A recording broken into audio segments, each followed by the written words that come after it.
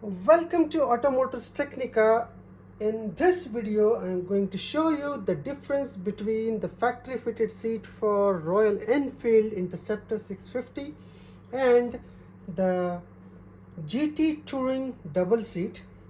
So both the base is same, and this comes as a factory fitment for Interceptor. When you buy the new bike, it comes with this seat, and this seat what I have purchased from Royal Enfield, and this is the OEM's provided aftermarket seat, which is meant for touring for GT 650. So this bike Interceptor 650 comes with another touring seat which looks similar to this, but I prefer to go for a GT touring seat in lieu of the Interceptor's touring seat. So this is the original seat which is meant for small rides and city rides, and this seat is meant for touring, and I'll show you the difference what it is. But what is common in this? The common in this is the base. The base of this seat, a touring seat, and the base of the factory fitted seat is the same. The area of this particular fiber, that is plastic here, is same here, and on this base, this has got a one layer of a different material, and there is a foam of for a GT touring seat.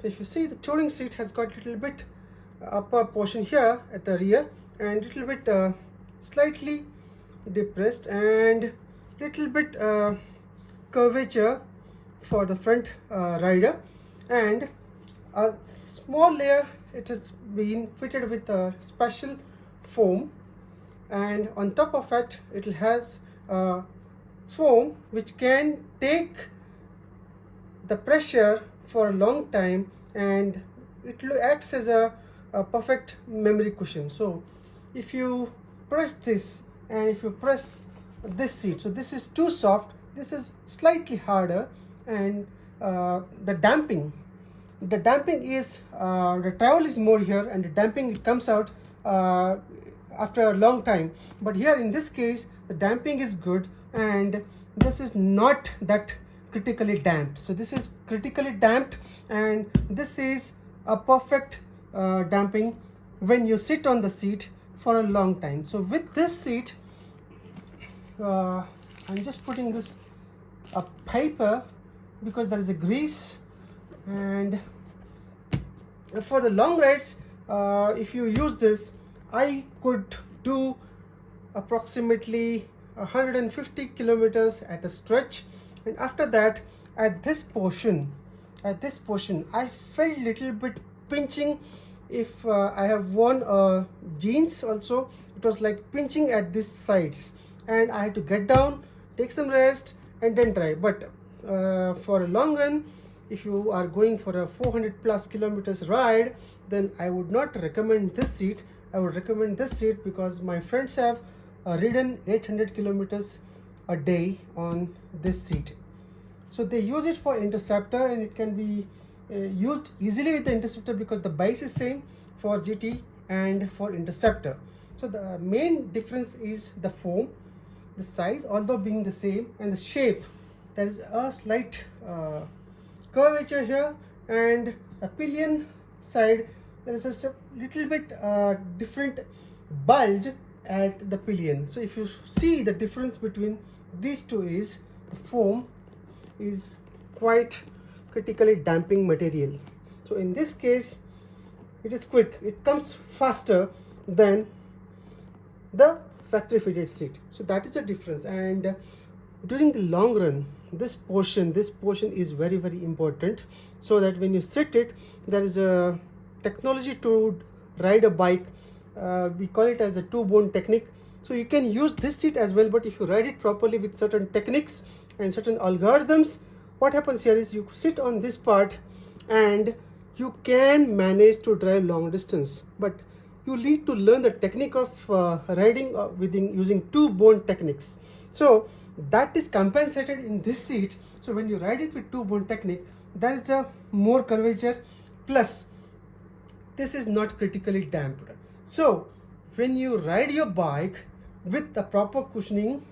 So what happens here is at this portion when you sit, that is the two-bone technique, it gets you compensated if you are little bit off or little bit on the back side.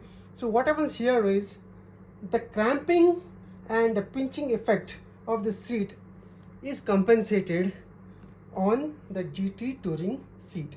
So I believe that's the major difference what I have told you. In spite the area of the base is same, the cushion makes a lot of difference, and the design of the seats make a lot of difference for touring and for short trips. But this is very soft seat. If you sit on this, it's very soft, and for short distance I believe this does a justice.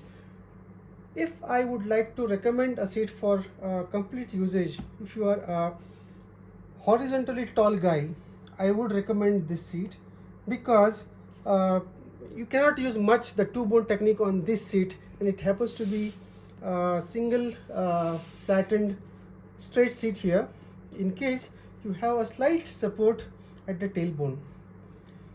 Coming back to the long rides, so I have seen the people changing the handlebars.